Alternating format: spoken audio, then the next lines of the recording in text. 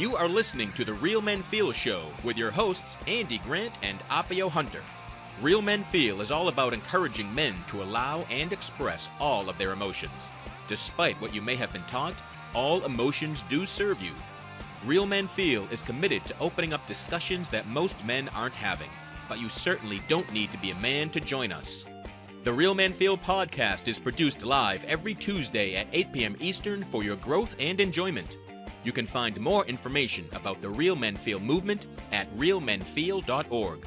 Come back often and feel free to add the podcast to your favorite RSS feed or subscribe on iTunes by visiting realmenfeel.org/iTunes. You can also follow us on Twitter at realmenfeel.org and at facebook.com/realmenfeelshow. All links mentioned in each episode are in the show notes found on the blog at realmenfeel.org. This is a weekly program, and your comments, feedback, and participation are welcome during the live show and anytime in the Facebook group, on Twitter, or at realmenfeel.org. Now, let's get into this week's show. Hey everyone, welcome to this episode of Real Men Feel. I'm your host, Andy Grant, and this episode, it's a special episode. It's like our after-school special, except Andy doesn't take PCP and try to fly.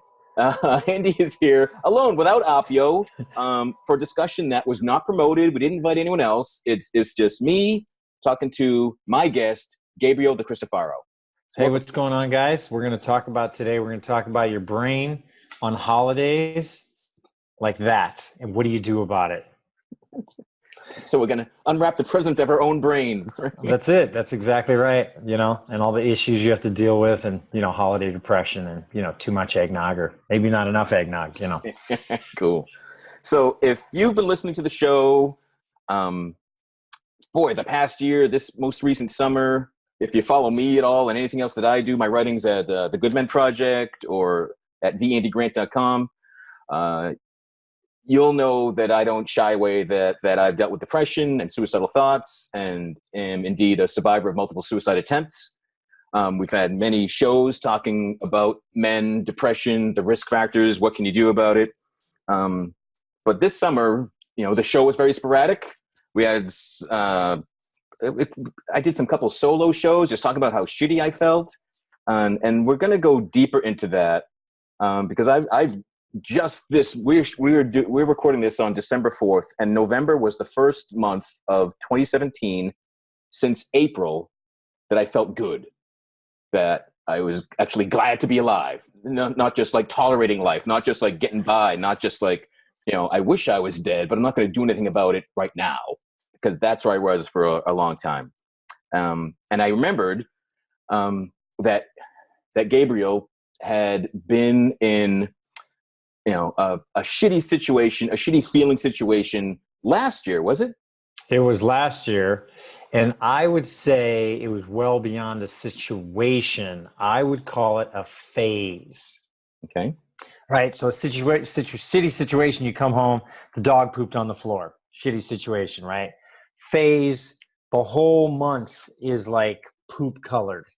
I don't want to get too gross, but I could. Anyway, that's more of what my experience was. And it was actually literally last year, exactly at this last, honestly,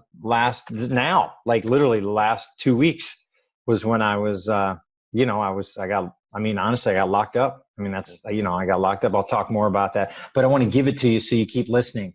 I got locked up, man. They put me in. Yeah. Cause you were on Real Men Feel in August of 2016. Yeah. So was it talking to me that just sent you down the shitter? It was. I didn't know how to do that publicly on Facebook. I was like, Andy Grant took me out. He's doing so much with his life, and I'm doing so little. I was like, why am I even bothering? Why do I even bother? No, I'm kidding. Come on. And you're joking, but that's an issue. That's a trigger for me.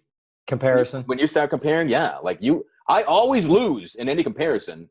Like I never, like, my brain doesn't go like, oh, who am I doing better than to like feel good? I never think that way. I don't get like an ego trip seeing who I'm better than. I'm always like looking up and like, oh, what I'm doing just ain't enough. Yeah, right. Always. I think most of us have that, right? I mean, really, like most of us are. And that is one of the things that we said, while we were talking, we said we would just be open and go deep and dark and wherever. Comparison is like a mental killer. It just is, just to talk about it, because I do that myself, right? Is I've learned to not compare. But if you think about the guy in the Olympics, right? It's always the best example of comparison. The guy who gets the silver and he loses by 1/10 of a second or sometimes 100th of a second, with one of those fancy little digital timers. And I mean, really, dude, like a nose hair out of his nose would make him be ahead of the other guy. And now nobody knows who he is. Who's silver? Oh, I don't know. Bronze. Oh, nobody. Bronze is like a fart in the Olympics, right? Even though he's one of the top 3 competitors in the entire world of 7 billion people, by comparison, he just doesn't really matter. But it's really individual, because I see people celebrate bronze, and maybe that's someone like, I thought it was maybe 10th if oh my God, I'm 3rd. This is great. And other people, they win silver and they look freaking depressed as hell. Depressed, dude. Yeah. Like nothing. You just don't compare. So I think really and I think this would be a good thread for us as we talk too, or at least, from my side, is the idea that you really need to, no matter what your condition, whether you're mentally ill permanently or it's temporary, you have to use your own yardstick to measure your progress, right? I mean, a 3-legged dog racing a 4-legged dog is not the same. So, if a 3-legged dog is always comparing himself to 4-legged dogs, that's going to be a very depressing life, rather than how do I do as a 3-legged dog last week compared to now, a month ago compared to now, last year, compared to now, when I was locked up. And I it's kind of weird. We'll talk about that more in detail, but I'm smiling about it. It was probably one of the worst and most positively transforming times of my life. One of. Yeah, so. That's how it is. Well, I'm laughing because I have a 3-legged dog, and she freaking loves. I got her the pound she was at, the shelter she was at. Put up a picture of her, like, Sadie's still here. Nobody wants Sadie, and then a video of her running around like, oh my, that like the dog we had recently been killed. So it was 2 months, and I'm totally I was bald. Like, the loss of a pet just crushes me. I think a lot of people. Yeah. But I see this 3-legged puppy chasing balls and running and falling down and get back up. I'm like, that's got to be my next dog. That's the freaking model of resilience that I need. And it has been. She's freaking amazing. She loves life. She's just, I didn't even know you had a 3-legged dog. Yeah. That is interesting. Yeah. So, and then we should point that out. Like, we've never met. We know each other just through online things, through Facebook communities. Yeah. A few things, really. Not even a lot. Not like extensive, just a little bit. Yeah. Yeah. This could be the 5th time we've ever spoken. I think that's probably accurate. Yeah. All right. Yeah. Well, good. So let's dive in. Let's go, man. People are waiting for the juice. So you mentioned you called it your phase last year. Yeah. Were there circumstantial triggers? Was it? Yep. Okay. Yeah. So I've definitely noticed. What kicked it off? Well, so just so people have a foundation, I think it's important for people to know, right? So I got diagnosed bipolar really like only 2 years ago, and so most of my life I dealt with, manic highs and really depressed lows, and I just did the best I could. I used exercise. I self-medicated with marijuana, which is still a good equalizer. I mean, that's why a lot of people use it in, medical marijuana, right? It equalizes, gets rid of anxiety. So last year, the triggers that caused it, we moved from Denver to Tampa. We moved when money was okay. It wasn't really flowing. I just got a new job out here. We made the move out. On the way out here, just so you get the weight of the triggers piling, right? So I had been getting work as a public speaker, right, as a professional speaker, and I was getting gigs, paid a couple $1,000s per speech. Things were going pretty well. Not booming. I wasn't like constant, but I was progressing. And so I got a job as a public speaker out in Tampa. And when we were moving out here, the move was stressful, right? We had to take a 1,200 square foot apartment and put it into a truck. And then we put the car on a trailer in back of that. Have you ever done something like that? No. Okay. So it's just so you get the tension. So driving a big 25-foot truck is already, a big enough pain. But then imagine the back of it having something like fishtailing and like all this kind of stuff. So during Missouri, it rained and stormed, and we actually drove kind of next to a tornado. You know, it was about a mile away. So if you know what weather's like. Who's we? My wife and I, Nicole. Okay. Yes. I've been married a few years, you know. Or should do it like this: marriage. Yeah. What? Marriage. What? You know. And so we drove, and it was raining and thundering, and just it was horrible. And we were in front of the tornado for, Jesus, man, 3 hours, 4 hours of like driving at night, and there was construction, and super stressful. Then we get here, we move to Tampa, but the place we get to had flooded, and we couldn't really move in. Like, it literally wasn't move-inable. So our stuff was parked next to the house, and we just left it there. Obviously, we took the car, you know, off the back rack, but it just sat in there for a few days. A friend we met on Facebook was like, "Hey, you can stay in my house. My son is away." So we literally, my wife and I stayed in this like you know, like a double bed, not even a queen, like a double bed for almost a month while we fixed up this place we were going to move into that ended up just falling apart, and we literally had to move into a different place. It was a 700 square foot apartment near the beach, but small. Mm-hmm. So we move everything into the apartment. And this is the apartment. I mean, just so you can get kind of a little, like, you know, here it is, nice little kitchen, right? There's the thing, got Christmas, right? Little nice front door, looks all nice. Hey, there's the tree. You can see it in the mirror. There's the holidays. And so if you could picture this place stacked, literally, if you could picture right about here, if you could see it, all boxes, like all boxes, because I had started working, so we didn't really have time to do the boxes. And so the boxes gave me stress, right? Because there wasn't any room to walk. I mean, literally, we're walking through, you know, a shoulder width to be able to get to the kitchen, and there was nothing here. The job was stressful. Things were not going well at the job, or they were definitely mediocre at best. And so it was all piling, right? The move, the boxes, the bad first place, because we were going to buy a triplex. It fell through, so we had to rent tiny place, and then the stress of the job, right? And that was it. I mean, literally, that was it. And I had an episode, and this is what I think is important about MI, mental illness, right? I call it MI, which is still a mission impossible, because if you can live, you're fucking kicking ass well beyond Ethan Hunt. I had an episode of down, right? I had a down, depression. And again, whether we're temporary or not, the depression kicks, you know? And so it was too much. And my whole life, I've had suicidal ideations, right? My whole life. And, you know, it was pretty dark last year. It really was. You know, Thanksgiving was coming up. We weren't near family. And I told my wife, I was literally for a few days, I was like, you know what? I'm concerned for my safety.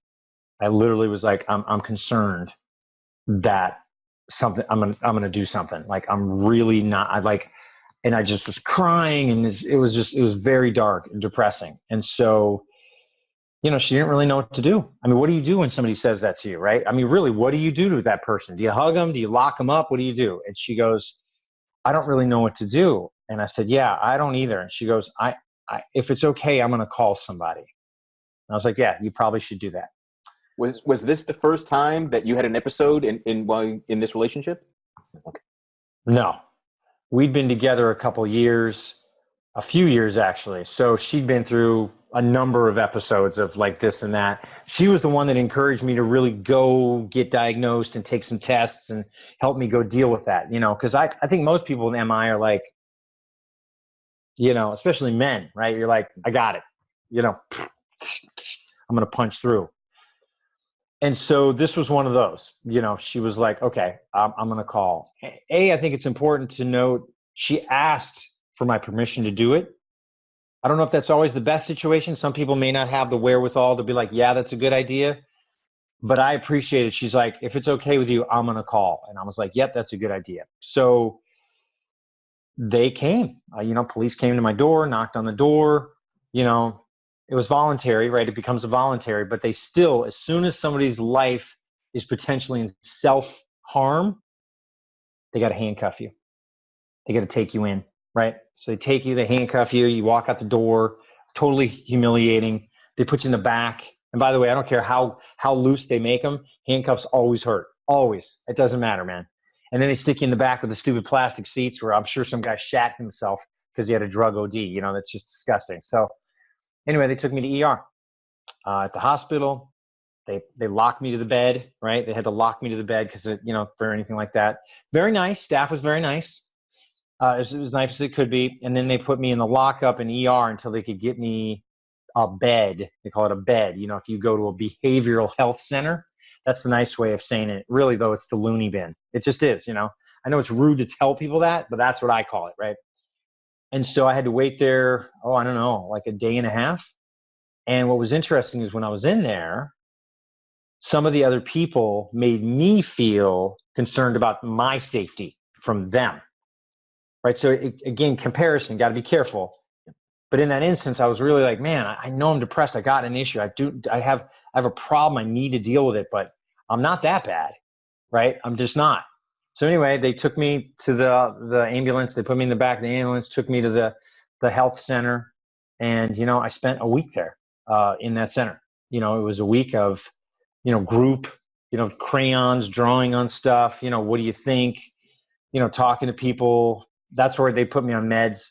I got put on meds there because they had me on meds before, and it wasn't good. Abilify did not work for me. I mean, that's just me though. It was not good. So, you know, I was there a week, and then after a week, you know, things were progressed, and, you know, they let me out, and you know, I've kind of been on a, you know, more of a steady thing. And like you, I've actually had a pretty good season this season. I mean, I've certainly had downs. I'm a little jealous that you've been so upbeat. Well, we're both still human. Like yeah. I mean, I was diagnosed bipolar when I was like 15 or 16, and the way it explained to me, I just thought it was just bullshit. It was just like chemicals. I'm like, chemicals? I'm like, no. As I got older, I'm like, well, no, I'm really depressed because of this. It wasn't just some like. So the way it was explained to me, it didn't click for me. But my dad embraced his, and I was diagnosed bipolar because my dad was. And my dad kind of embraced it. And whenever I felt good, my dad was like, oh, you're going to be diagnosed manic soon. You're just manic. I'm like, no, Dad, I'm actually fucking happy. But I mean, I felt so good. I'm like, and my dad passed away this summer. It's one of the triggers I had. But this month I've been like, I'm so freaking happy. My dad would think I'm manic. This is fantastic, you know? But yeah, so a lot of things you talk about I've been through, and I honestly don't know how many times I've attempted suicide. Wow. I used to only count the ones that got me into hospitals. And that was like 5 or 6 mental hospitals I've been locked up in. So you know. Yeah. Yep. Yeah. And I get that because well, that guy's way more fucked up and it was like going to prison as a young kid. Like I learned more ways to kill myself in the mental hospitals. Sure. And I made friends. Like I fell in love in each mental hospital as a teenager. Sure. Like these are my people. They get me. Right. Yeah, you know? I'm jacked up like they are. Yeah. Yeah. Well, I'm sorry for your father, you know, passing away, man. That's, you know. No, it was one of the best things that happened. So, and we can go there too. Yeah, it was. Okay. Yeah, no, it was a. I mean, it was a death. It was an end that everybody that knew him wanted to come. He was battling cancer and dementia. Oh well, neither are pleasant, and together they fucking sucked. Oh, so some relief came. Yes. So then, and then so the morning that came surprised me because I thought it would just be relief. Huh. That was the surprise, and that's kind of why why am I not? I didn't feel, you know, I felt the relief on some point, but then I'd like, especially as I'm feeling better. Oh, I got to call my dad. Oh, I can't. When did my dad? I'll tell. Oh, yeah, I can't. And I was an only child. Mom and dad, and they divorced when I was like 5 years old. I have no memory of them together. So like my tiny 3-person family just became just me and my mom. And I've been married 20 freaking years, and I still think my wife has like 5 brothers, and I still think that's her family. Right. And I don't know where that comes from, but it comes from somewhere. But the last time I was hospitalized, I was 23. So it's been a long time. So I don't know how much they've changed, and being an adult in one's certainly different from being a teenager and shit. But I mean, I guess probably most people think of like One Flew Over the Cuckoo's Nest, right? yeah, I mean, I was never in a place that bad. Is that what your experience was like? No. But I mean, I think that's what most people think of, right? Yeah. I mean, they do. And let's face it, movies, embellish, right? Often, right? For the drama. But, they did do stuff like that. They didn't do it at my place. I mean, they really were, they cared. People were there. You did group, talk about what's going on, and, I motivated some people when I was in there. I don't know what they did after, but they were like, "Wow, man, yeah, you're right. It's worth it." And I'm like, "Yeah, I mean, if you're gonna be here, do something with it. Do the best you can with what you've been given. That's all you can do." So, you try to do the best you can. I think that the biggest fucking pain in the ass with mental illness is that if the situation's bad and your mental state is bad, it's awful. But sometimes it's good and your mental state is bad, so then it's neutral, right? So you don't even get to like thrive in the like, oh, things are going well. It's just when it's going well, it kind of counterbalances the awful. So you're like, oh, it's okay, right? I mean, that's really the biggest challenge I have is being able to consciously see and be aware of, okay, that's just my subconscious, that's the mechanics, that's the engine with some bad oil in it right now. That's not what I think. That's what my mechanics are thinking, right? It's like if you think about the idea of breathing, right? Obviously our blood pumps automatically, our breathing pumps automatically. If your back here is making you breathe funky, you would consciously be like, okay, I need to consciously breathe, right? That's what it is with mental illness, really, right? It's garbage coming in your head. You're a loser. You don't deserve to be here. You're trash. You should kill yourself. And then, our brain to go, okay, I hear all that back here, but that's not really what I want. So I'm going to look beyond it. And that can be tough sometimes. It really can. Oh yeah. And it takes effort. Like that, like what fucking pisses me off is when those shitty feelings come back. I'm like, I worked so fucking hard. How is it still here? And I have this stage of just being fucking furious. And sometimes like, I want to off myself just to fucking end. And I'll know, my wife would be like, well, this will end. This too shall pass. I'm like, fuck it. It comes back too. Like, I'm sick of it passing. I just get so fucking frustrated that you can feel that gross again after learning and motivating and helping yourself. And I just like, really? This isn't gone for good still? It's like a mental period. Yeah. It really is. It's like a mental period that we get maybe 2-3 times a month. So, I mean, it depends on you, I suppose. Yeah. No, I've gone years. That's why I thought I'm done with this. I have, meds. Nope. No. Healthy eating? No, it's healthy thinking. Like I really proved to myself and got that. So that's why I didn't like the explanation given to me. Like, oh, because if it's my chemicals are all fucked up, I'll always be depressed. So that depressed me. Of course. There's no cure. There's nothing you're going to do. I'm just on these pills. And I had such horrible side effects. I was a zombie. I was walking into my locker in high school. When I was first hospitalized, I was hospitalized for 2 months. They wanted to keep me longer, but I had such bad side effects. My mom agreed, like, you're fucking them up. We're taking them out of here. Right. I had, some lithium's famous for having like a lithium shake. I had full on tremors. I couldn't walk. I would fall down. And then they gave me something to try to combat that. And I had vivid tactile hallucinations, like a stereotypical acid trip. I saw rats. I felt spiders crawling up me. I had some bizarre reaction. Yeah. I get a lot of spiders too. I was walking, talking. But anyway, the doctors, the hospital told my parents, one of my friends must have come and slipped me street drugs. My 2 best friends that came, the all-star athletes, they don't smoke cigarette. They don't that was like preposterous. And my dad was an AA, so I heard from birth the evils of drink, and it's just will fuck you up, and it's no good. And seeing adults that hated their jobs, lived for the weekend to get fucked up and then start all over again. So that never appealed to me. And so I was very anti-drug. I was like, if I'm so miserable in my own skin that I need to take something to feel better, I don't want to live that life. Sure. But that I applied that to pharmaceuticals. I applied it to everything. And people say, well, would you do that with diabetes? I'm like, yeah, I wouldn't take it.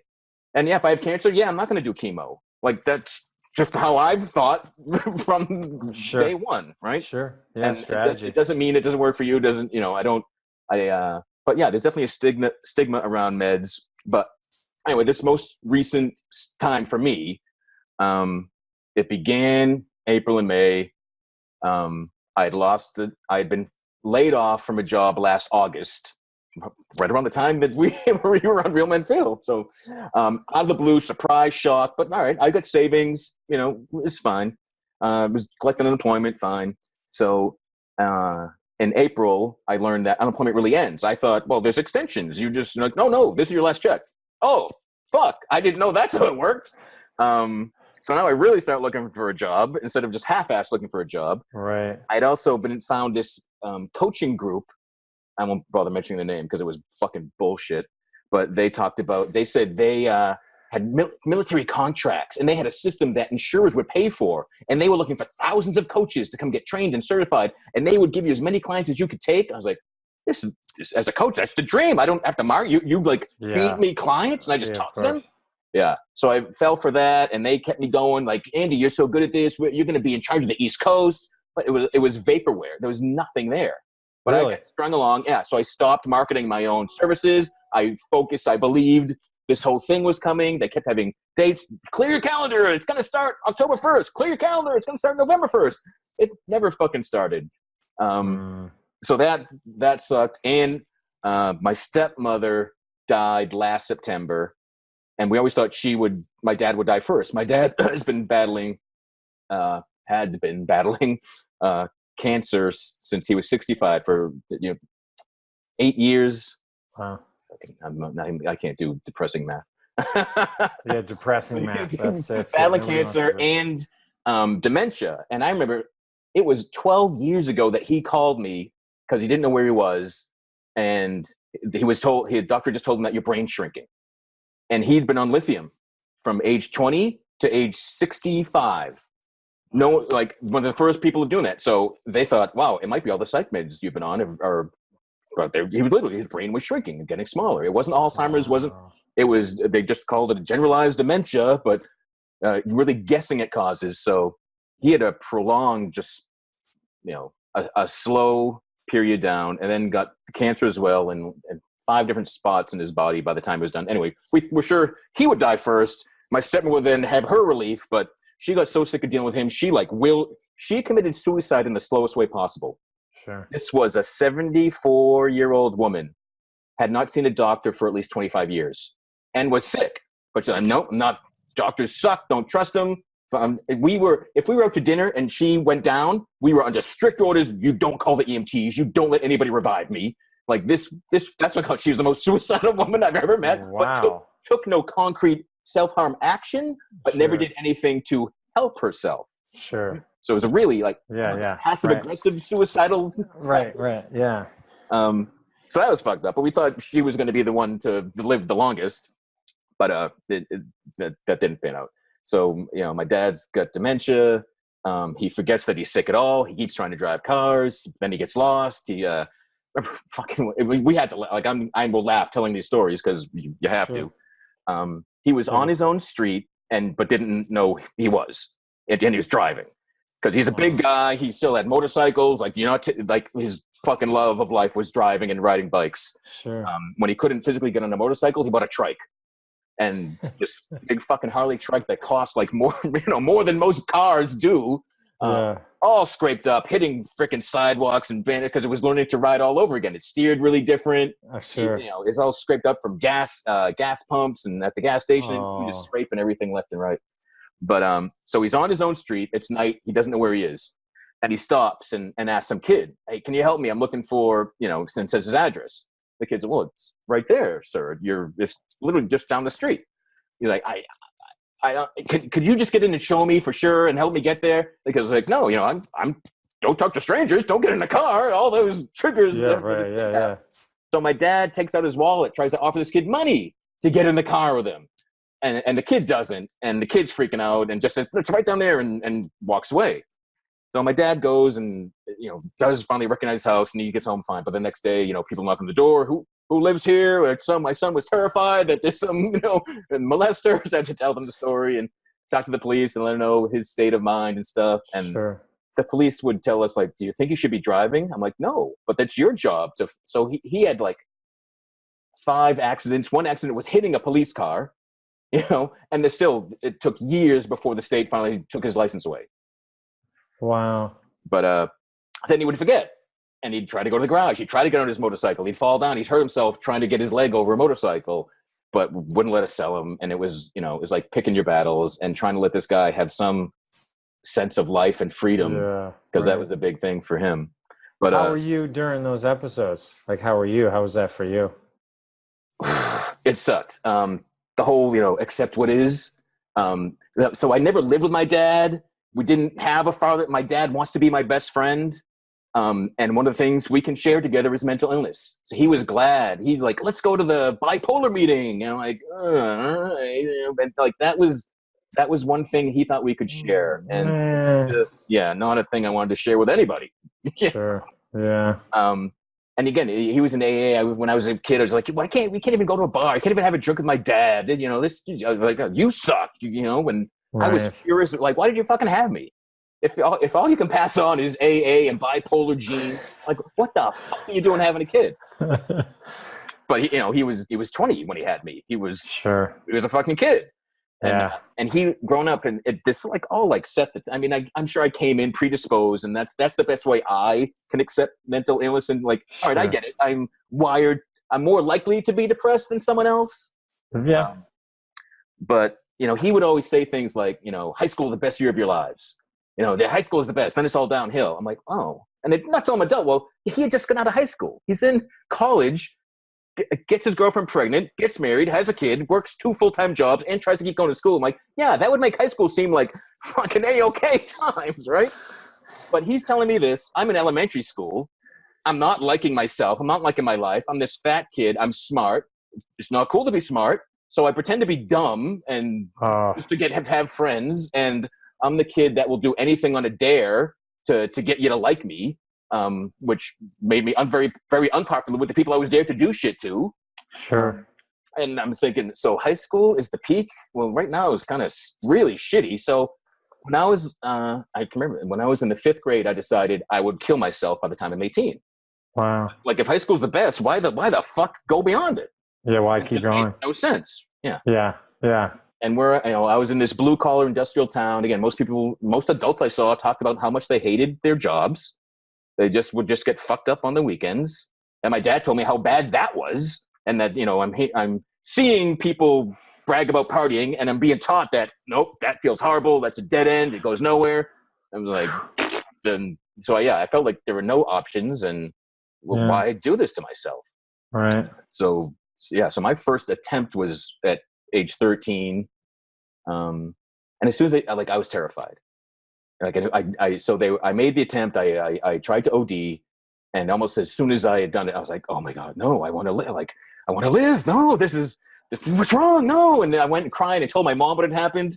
And we didn't follow up. We were both so scared, and no parent wants to. No parent wants to believe their children are so fucked up or miserable that they don't want to live.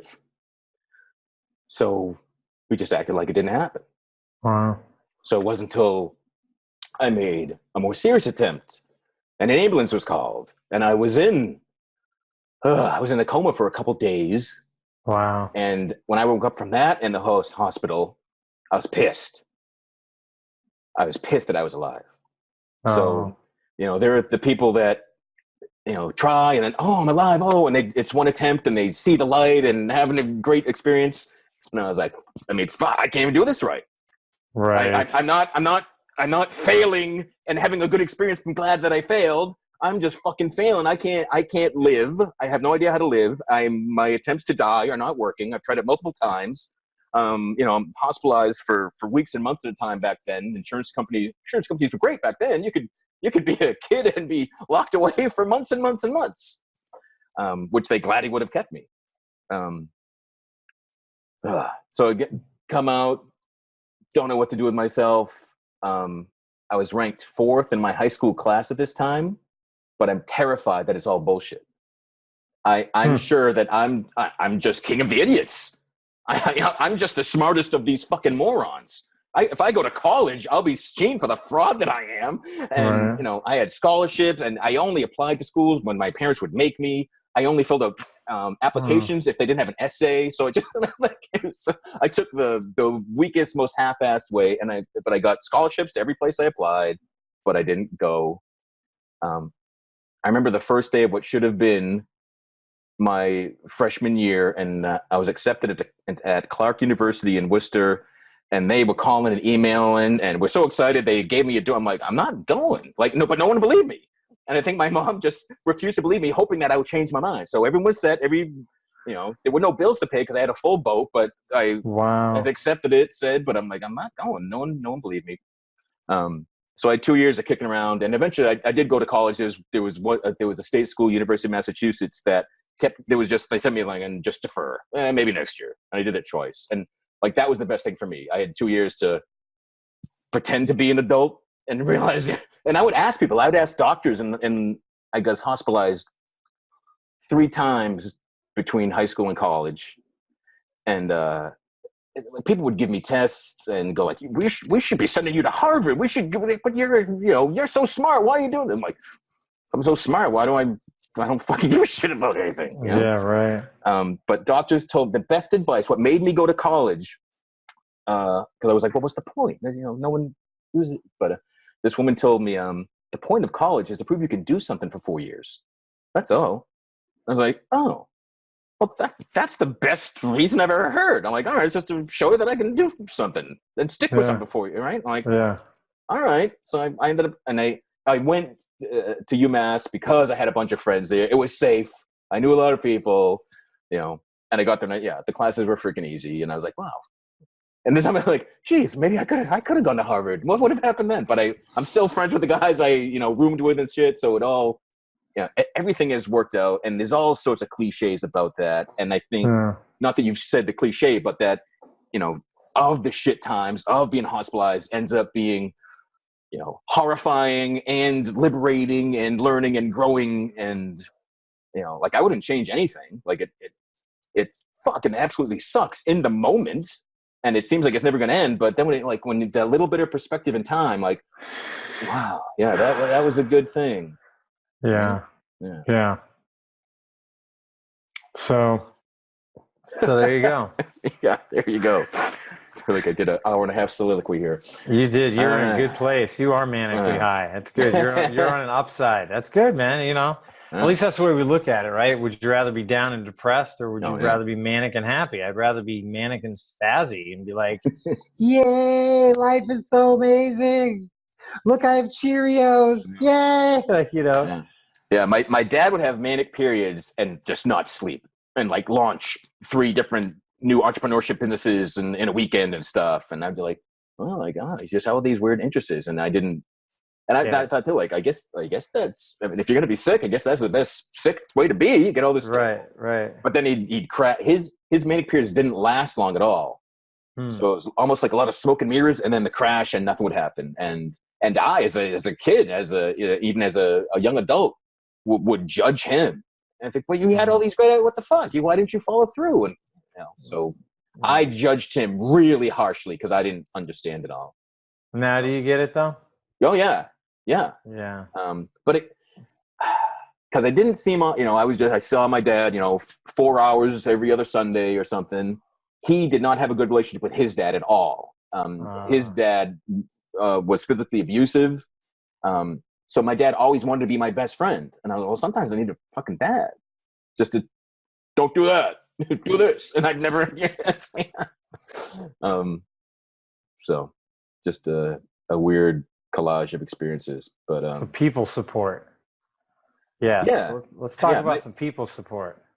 So Actually, what I would like to get to, Okay.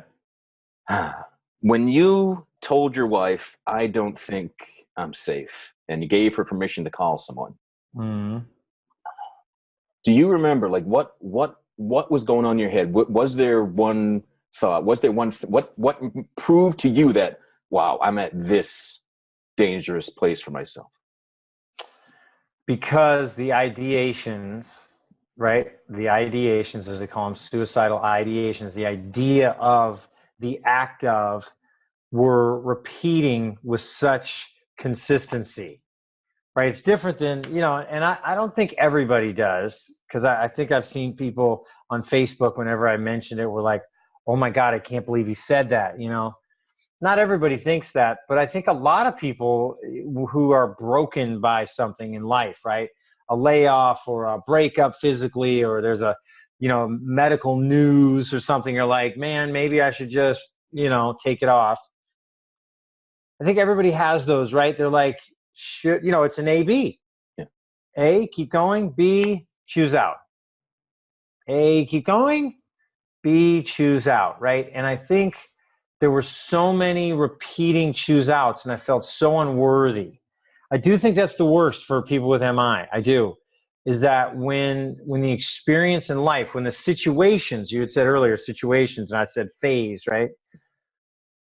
When situations pile on top in life that somebody feels unworthy, it's the easiest to choose out, right? Because if you feel unworthy, why stay? Right. Because if somebody thinks they're unworthy, then clearly in their mind, logically, they think nobody cares about them, right? Because if they thought people cared, they would feel worthy, right? I mean, that's, it's funny. I was listening to, just as a reference point, I was listening to Howard Stern talking to Bono and The Edge on an interview. And, Bono and The Edge and Bono doesn't like his singing years ago. He was off note, off pitch a bunch of times. Although most of us love him, we're like, oh my God, you too. One of the number one bands, on the planet, And he was saying, he goes, no front man for any band is healthy. He goes, anybody that needs 20,000 people or more to be like, we love you, you love me, to feel love, right? To fill their love tank, that's not healthy. But it does explain the worthiness, right? Even if he felt low, 20,000 people loving you makes you feel worthy for a while. Mm-hmm.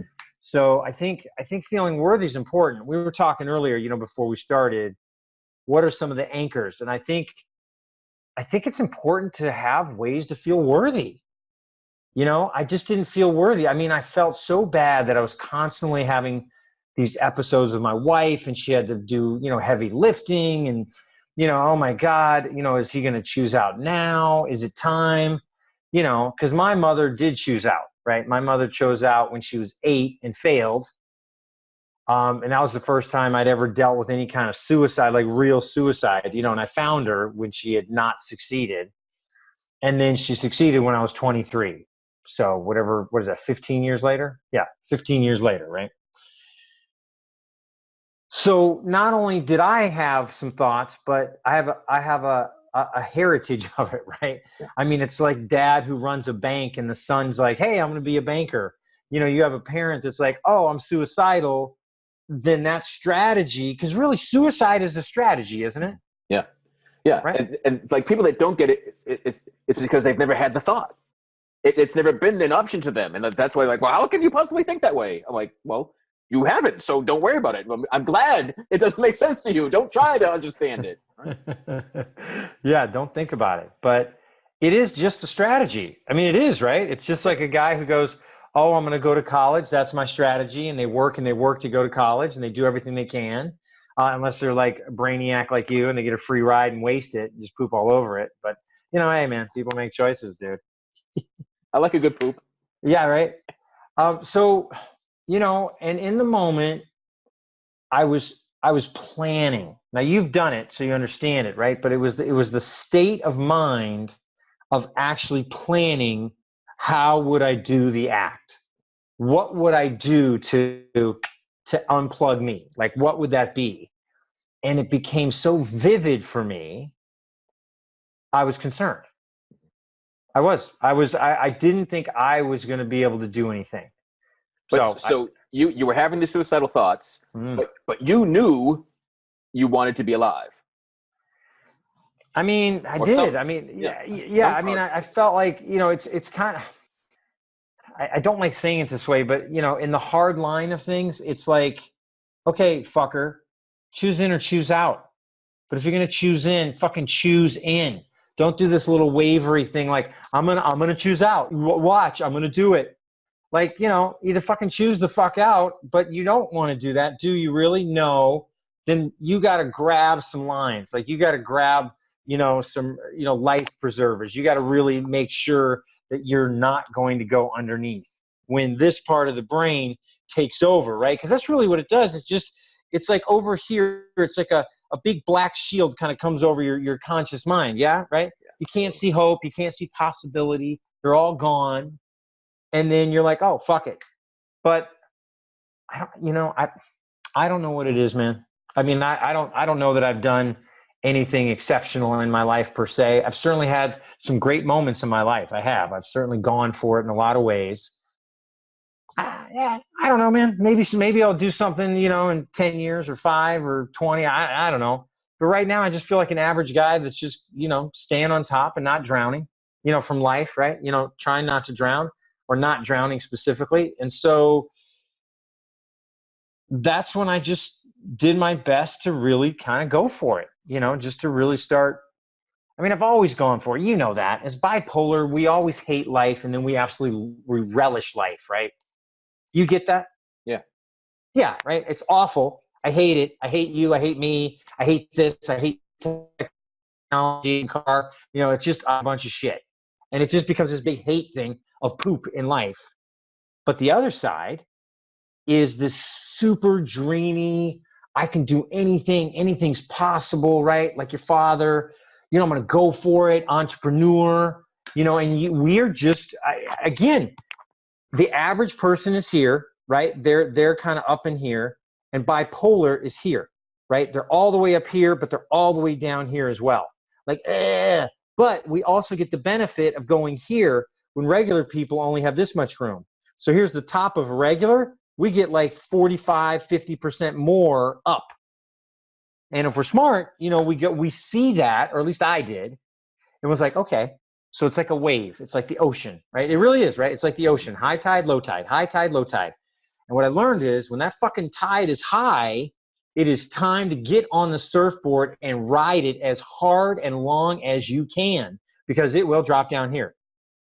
And then when it drops down here, I would, or at least I used to, now I can't because I'm married, but I would just hole up, I would just hole up in my house and kind of, watch movies that made me feel good. I had a bunch of DVDs of good movies that would like inspire me or lift me. Or, I game out like a lot of guys do, right? They just drop into gaming and do some video games and shit. Yeah. And it's funny that when you say, well, it's not funny. It can be. Let's laugh, man. You would notice that dude, mental illness is hilarious, dude. Oh shit. You would drop in but still be actively watching movies, trying to like raise you out of that down period. When I go dark, I'm like, bring it on. I watch movies that make me bawl. When I'm depressed, I choose entertainment to keep it there. And I'm like, what the fuck is that about? And that's one of the reasons I like in this most recent experience, lasting months when it had no reason to. Like, why am I? But it does come to worthiness because I'm like, why am I resisting? I could do this and feel better. Fuck that. Like I consciously chose to feel shittier when I had the options in these recent months. And like we had to put our house on the market, and so financially we're strapped. My dad is dying. He has months to live. He's in hospice, but staying at his home. It's all taken care of. My stepmother left it so the house is paid for, and he has the right to stay there. Because they were divorced. They were divorced and living together. They lived together, divorced, longer than they were ever married. So there's not a when I stop and look at any element of my family, there's not any aspect that's not totally fucked up and abnormal. But so he's there, and we're strapped, and I'm in my 50s now. Like job hunting in your 50s and I'm in high tech and web stuff. I'm like, yeah, no, you can't be. You're older than web. You can't know this crap. So I'm getting nowhere with job hunts. We're literally down to we're living off fucking yard sales just to keep going. I had to sell my collection of over 200 Metallica t-shirts. I sold my Kiss pinball machine. I sold all sorts of just stuff I've had since I was a kid. And it hurt. And to survive that, I had to be suicidal. Oh.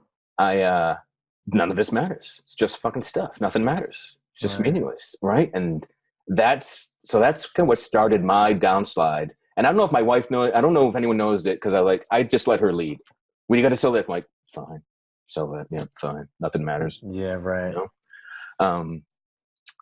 So we had to act like if you ever had to get your house staged for selling it, you're gonna take every picture down of you. Nothing can be anything. So hide all my Kiss, hide all my Metallica, hide all my movie stuff, hide every evidence that we lived here. So I'm living in this fucking sterile house, and my three-legged dog starts having seizures, grand mal seizures. Where she just foams in the mouth, she pees all over me. Sometimes she shits, and I'm like, "What the fuck?" And we gotta like clean up the house and get out of here. It's like, so again, accepting what is. We're gonna move. We're gonna be whatever, fine. And people come and look at the house, and a couple was coming for the third time, so I know an offer's coming, and I'm not happy. I'm like, we didn't want to leave, but we thought we had to. And the horrible plan we had was, well, if the house sells. We move in with my dad, take care of him for however, 4 to 6 months, maybe it's a year, whatever it is. We get the call from hospice that my dad has weeks to go. He just has weeks. He's down to weeks. Wow. 2 days before it was 6 months. Now it's down to like 2 weeks. Wow. So I talked to the lawyer. I'm like, I can't sell a house, move, and with nowhere to go now and have him die. I will not live through that. So I had to call the realtor, say, taking the house off the market, sorry. And she was really cool because she knew we didn't want to sell. So she's like, oh, did you get a job? I'm like, no, my dad's about to die and I can't do all this. She's like, oh, it's too much. Sorry. So again, trying to accept what is. Yeah. And just, so that's what was the most painful thing. All right, I'm accepting what is. I don't like any of these options. I don't want to sell my house. I don't want to move in with my cancerous, demented dad. And those are the only two options I had. So it was the most difficult time of my life because I felt hopeless and helpless. And that's the recipe for death for me. And I think for anybody. But to be hopeless and helpless. But what was new was I felt something more behind that.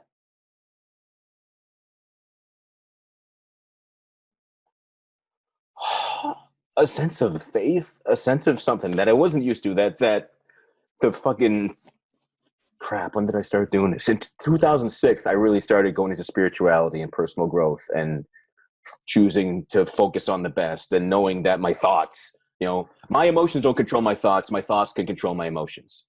Unless I'm swept away in my emotions, then it's even harder. But that's why it's a challenge. That's why it takes effort to change your own pattern. It does. So the recognition there. So I'm depressed. I'm down. I'm struggling, and I'm waiting for the bottom to really drop out. And this goes on for a couple months. So now it's early July. We take the house off the market, and my dad died July 14th. And again, it was, thank God, like. The last year, he couldn't do anything. We had to lock everything so he couldn't leave the house because he would try to. One moment the police are out to get him. The next moment we're the bad people and we need to call the police. He thought he had a job. He kept complaining. He's like, this job sucks. I'm like, well, Dad, you live here. This isn't a job. He's like, when's the second shift come? When do I get relieved? I'm like, you don't have a job. This is where you live. You're just being you. And he's like, what? So it was all fucked up but funny. But anyway, so he finally. He did die, and it lasted 2 weeks from the time we were told he had 2 weeks. It was 2 weeks. Wow. And, me and my wife, we're energy people. We're spiritual people. So we're having, weirdos come to the house and clear the energy and sage the room and do things. And and every time I try to tune into like, why is my dad still here? He's so what the fuck is he doing here? Every time I tried to read into that with the Akashic records or reading energy or anything, I was get he's here out of fear. He fears death more than being sick and alive. Wow. And so a woman comes to clear, and it was really neat because we had a live-in helper for him, and this was new to her, and she's like, what? And so she's listening, does some of the clearing things, and she's like, oh my god, I felt that, like, wow. So my wife is like life coaching the caretaker for my dad all the time that she's been in the house too. So it was kind of neat and trippy. But anyway, she turns to me and says, your dad can't go because he's afraid of how you are. You need to tell him that you're okay. Oh. And I couldn't.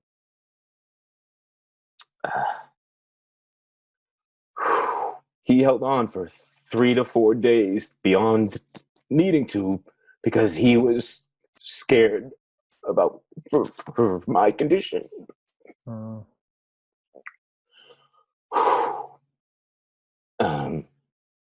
Yeah, I could not verbalize. I couldn't say, I'm fine, go. I'd say go. There's nothing you can do here. Go. There's no reason for you to stay. But I couldn't say, I'm okay. Yeah. So he died, and the sense of relief, and we go to the house, and there is relief because now there's some financial relief.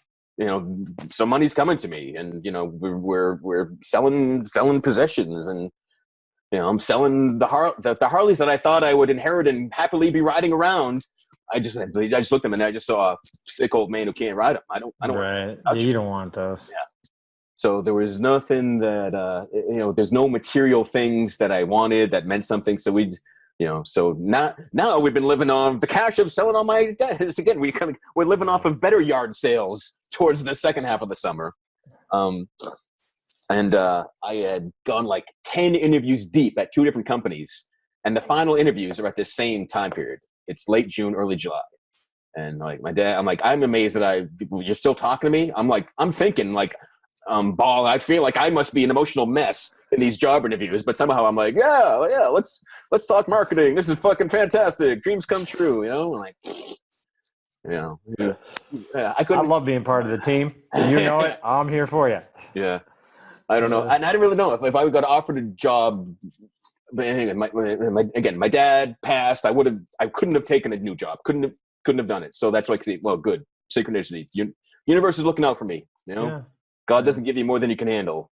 But unfortunately, when we feel like we can't handle what we're given, we have a much lower judgment and belief of what we can handle. We can handle a lot. It's really amazing. Yeah. Well, we can handle everything. It's the human condition. I mean, really, we can handle an enormous amount. And one thing you've mentioned a couple times, or at least mentioned it a couple times to trigger this thought in me that, what I see as one of the biggest myths around depression and suicide is people that talk about it's the easy out. Because it ain't fucking easy. I know. It's it's a hard fucking out. Yeah. Anytime that I hear about someone, dying by their own hands, it crushes me because to know that they were in so much pain that they gave up believing there's any other way, and because dying, and you're going against every instinct in your being to overcome that, and that's why so many people that die by suicide did it drunk or high. They're trying to, I got to dull myself so that I can get rid of myself. Right. That's it. Yeah. Yeah.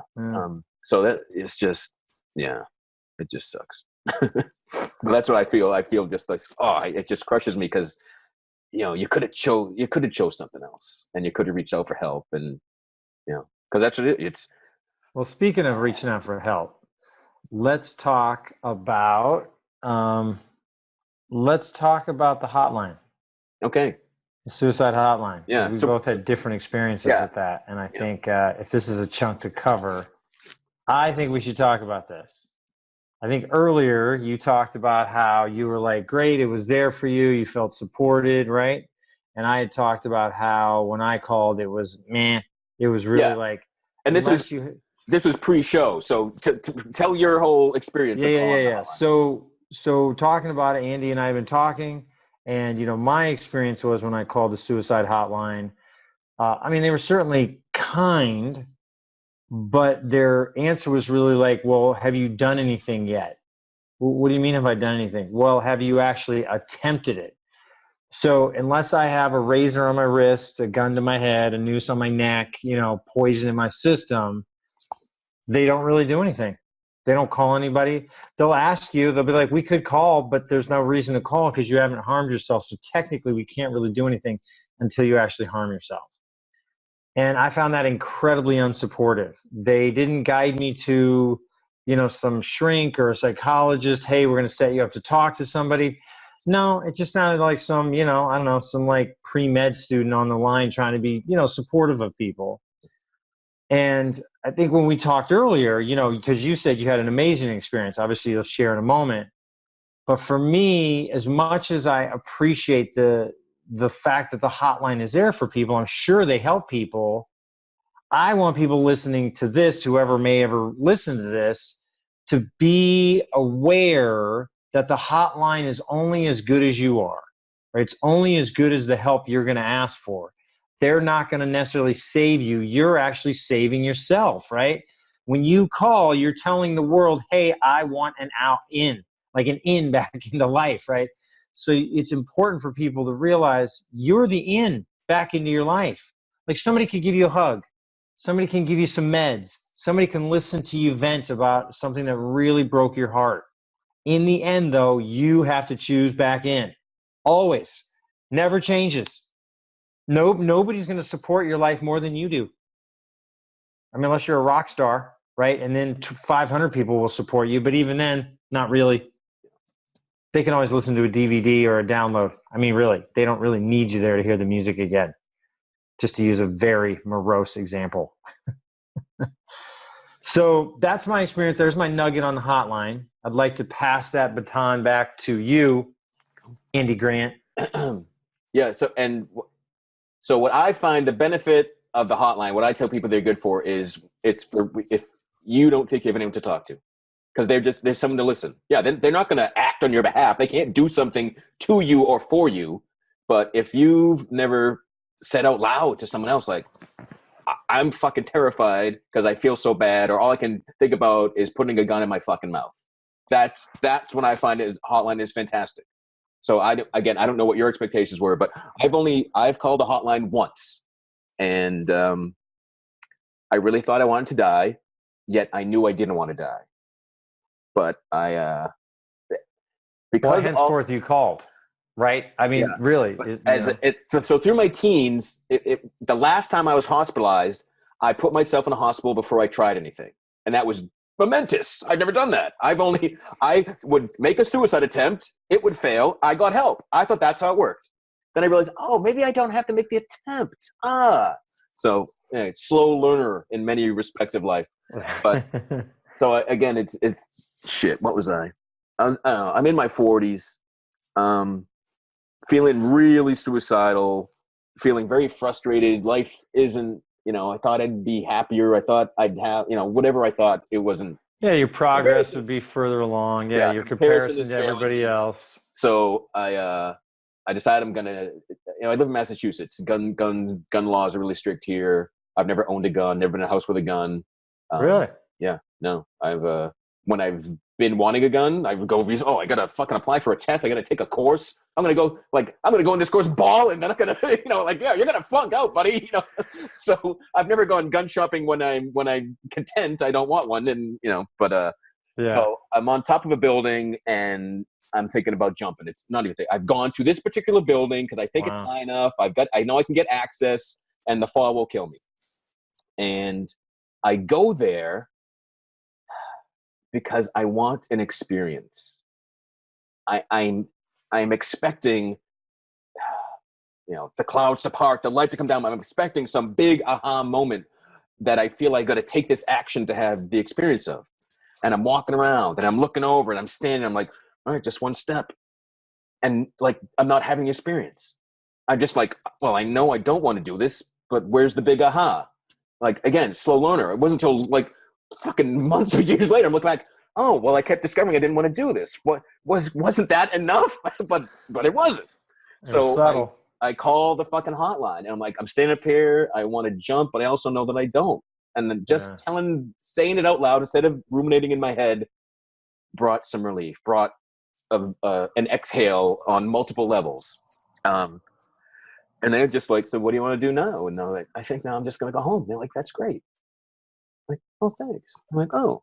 And so, I was at the point I was going to act and just, it's a diversion. I could say whatever the fuck I wanted to say. And they like, I don't know who it was. They're not going to call me back. And it's totally anonymous. It's totally safe. It's not recorded. You can say whatever you want. So that's why I liked it. And I could finally have an experience and tell people, but they're not your best friends. If you're calling looking for a buddy, it's the wrong thing to call. Yeah. They can't meet you. You're not going to go out for dinner. But if you just want a place to regurgitate your humanity and have someone listen to it, they work on that level. They do. Yeah, right. Yeah. Well, that's good. Who else? So how about exercise? Let's talk about, if you're comfortable with that, tis the season. A lot of people get depressed during the holiday season. Just in case you didn't see it, I want the world to see the awesome tree right there. Look at that bad boy. Look at that little star up top, right? All that good Christianity. By the way, I'm about Santa Claus. I don't know about Jesus Christ, but I know about Santa filling the sack. You know what I'm saying? Filling that big fat sack. Anyway, no, I'm a big, I believe in being good and all that, I can't help it. Most of the world ignores the 10 Commandments. Everybody's like, I need to understand the Bible. There's 10 Commandments, dude. It's right there. It's very simple. Yeah, a little block. Go by the Cliff Notes. He'll succeed. Cliff Notes. That's it, dude. Exactly. 10 Commandments are the Cliff Notes to the Bible. If you're trying to interpret a fable, don't lie. Don't kill people. Don't steal. That's your basics. So those of you who are stealing, lying, and adultery and all that shit, and you're trying to read some fable about a fucking sheep on a mountain and some bush, let's keep it simple, folks. Okay, keep it glowy. 'Tis the season to be jolly. Okay, that's what we're talking about. Yeah, but I'm about to break into silent night. Okay, go ahead. Now back to but again, but that's the evils of comparison, because it's not a jolly one of my attempts was between Christmas and New Year's, because they were never happy. I was like, fuck this. I don't think I'll ever be happy. I got no presents. I have no one in my life. Blah blah blah. So, you can find a stat to make fucking Easter seem like it's the most suicidal time too. I'm sure, but it's whenever people act or think about it. But tell you what, my wife and I, because we're talking about things to do to raise ourselves up, I think it's a good time for that. If you're good, yeah. So people support, and how do you raise yourself up? So I will say this. So for the last few years, I have sung carols during Christmas to, we've gone to the VA center. We've gone to some of the, hospice homes, old age homes, although I don't know if that's PC or not. This year we're doing it again in Tampa. And it's really, I've learned this over the years. When you're about other people, a lot of times you're fulfilled. Yeah. Right. It really is. Because poor me is an egocentric kind of thing. It is, right? It's very selfish. And of course, I know people think people who choose out are selfish, and they don't get it. It's not about you. It's about their pain. It's about their own pain. Anyway, being about other people. I think one of the things to raise up, do a little something for other people. Yeah. Like you, I think you do this. I think this generates you, right? This real men thing lifts you, doesn't it? Yeah, usually.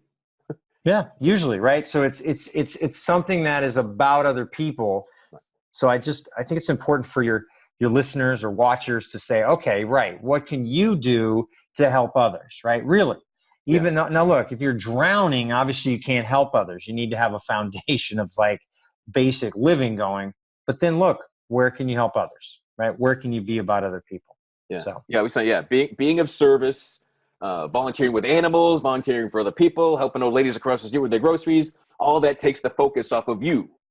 And when the focus on me is a shitty focus, putting it on someone else can really help. And no, you're totally right. And you mentioned exercise earlier too. And I worked out. We connected earlier. And when I'm at my peak, I'm hitting the gym 5 to 6 times a week.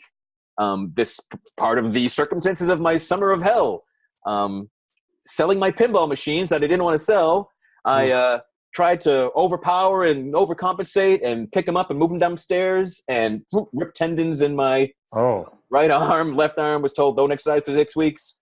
And of course, by the time of if not exercise for 6 weeks, combined with everything else, like now that I can exercise, I'm not fucking leaving the couch. I was sleeping 14 hours a day, nothing but watch TV, and I just kept choosing it over and over and over until I finally like, fuck this. Why am I keep doing this? And so I'm back and I've been hitting the gym 3 to 4 times a week for the past month.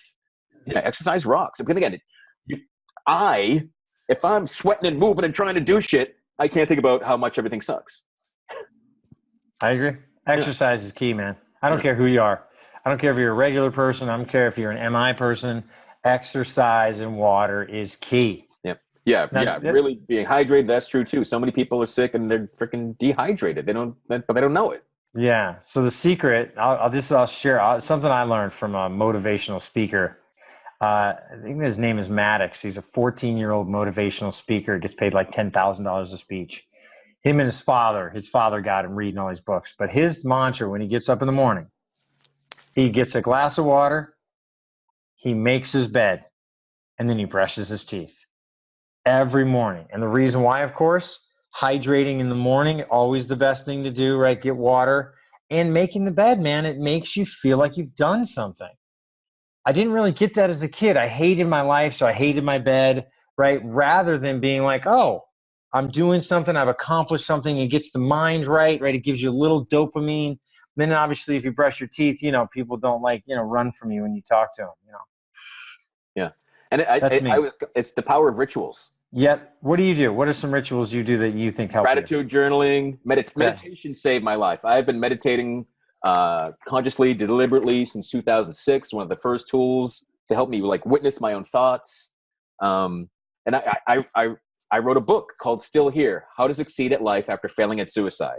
And it's all the tips and techniques that saved my life. Wow. And this summer I stopped doing them all. Took them all down, all my rituals down to zero. And, it's like to serve as an example of what happens when you don't follow your own advice or anyone's advice. But so I've slowly been adding all my rituals back. But gratitude is huge.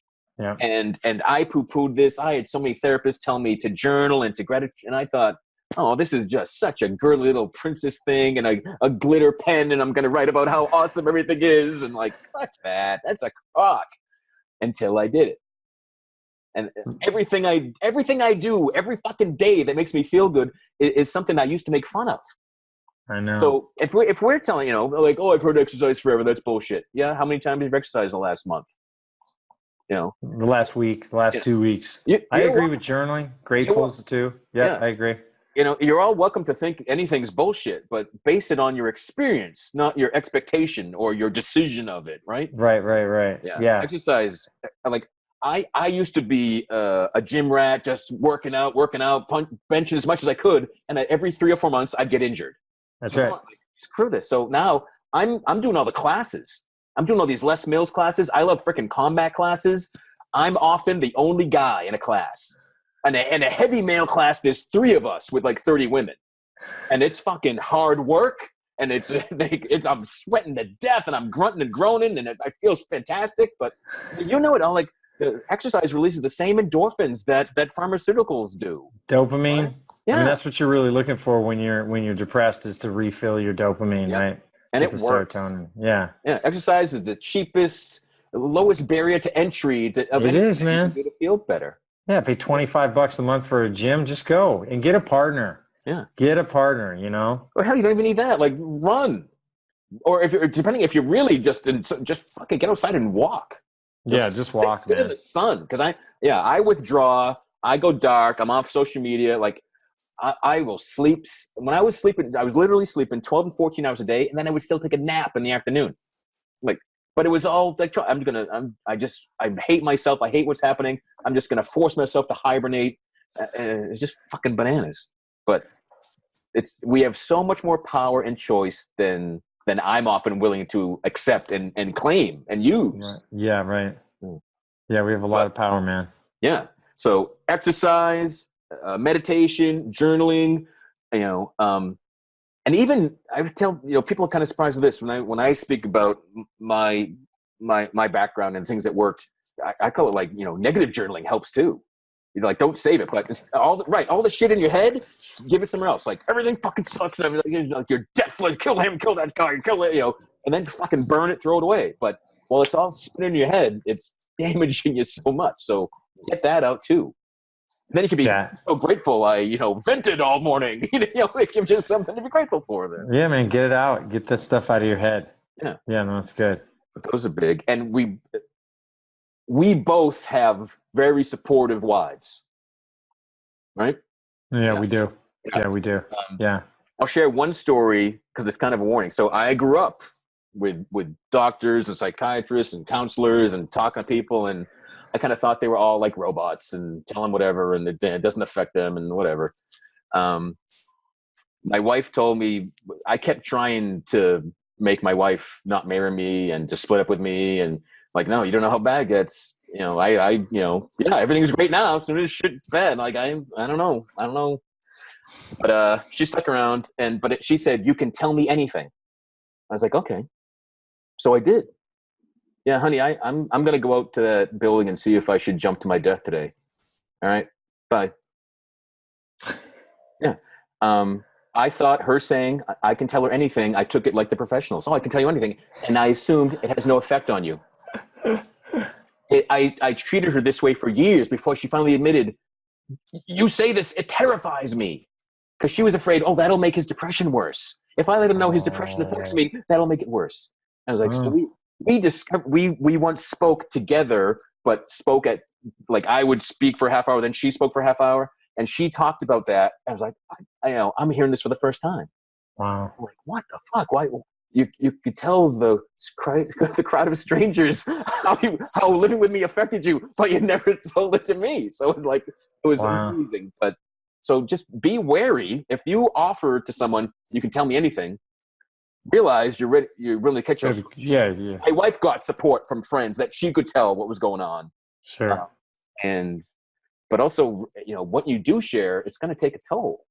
It's shit. So if you're in a situation, a relationship with someone that needs help, don't try to be the single, don't catch them as they're plummeting. No, get some support. Yeah. Yeah. Oh, that's good. Like, your wife was wise enough to say, we need to call someone else. I can't do this. I can't fix you. So we need to call someone. That's exactly it. Yeah.